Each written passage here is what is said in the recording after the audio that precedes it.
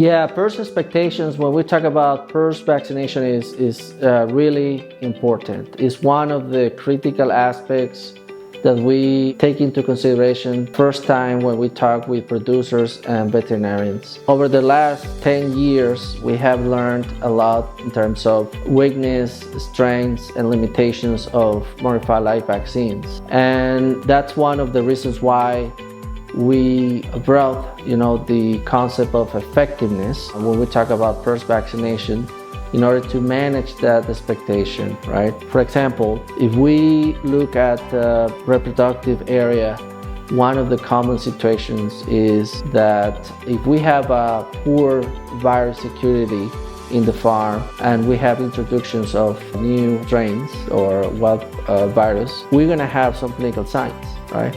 And that's part of the expectation. We know that we cannot prevent infection with vaccination. So an important aspect around that would be to improve the biosecurity in order to improve the effectiveness of the vaccination. Another common situation, for example, would be to have a bad or very poor acclimatization of the replacement gilts, and we can bring the virus with those gilts and then have a recirculation of the virus and have some clinical signs.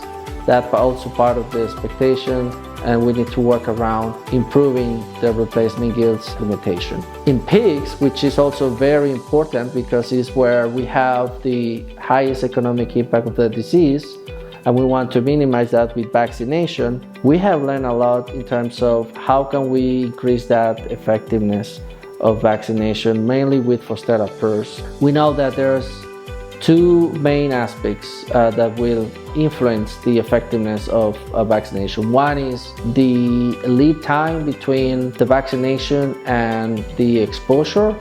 We know that we need at least 3 to 4 weeks before the challenge or the exposure.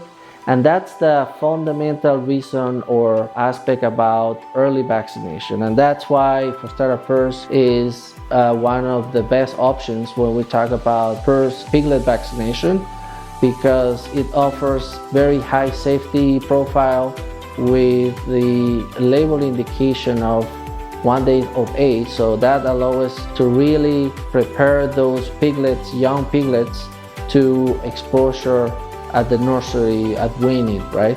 So, and that's one of the critical success factors for piglet vaccination, and get the full benefit of the vaccination. The other aspect that we also always look in order to increase the effectiveness is to vaccinate piglets that they are negative or at least low prevalence or low viremic level, right? Because we know that vaccinating high viremic piglets won't get the full benefit of the vaccine, and that's related to the level of breeding herd stabilization.